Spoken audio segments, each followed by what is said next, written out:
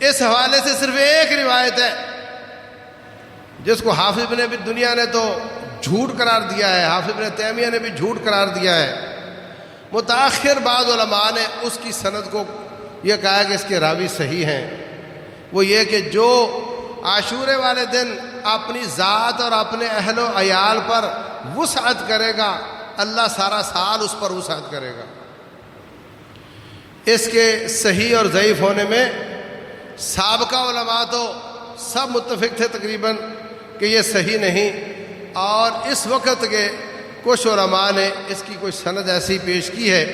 جس کی وجہ سے کچھ اس کی حیثیت کو مانتے ہیں۔ تو اگر اس کی حیثیت کو مان لیا جائے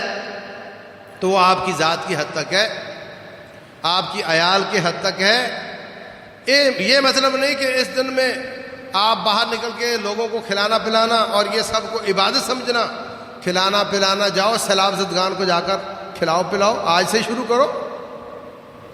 لیکن اگر آپ خاص دن کریں گے، اس کی کوئی فضیلت سمجھیں گے اس معنی میں، تو پھر یہ اسلام میں ایسا کام دلیل کے بغیر نہیں ہوتا۔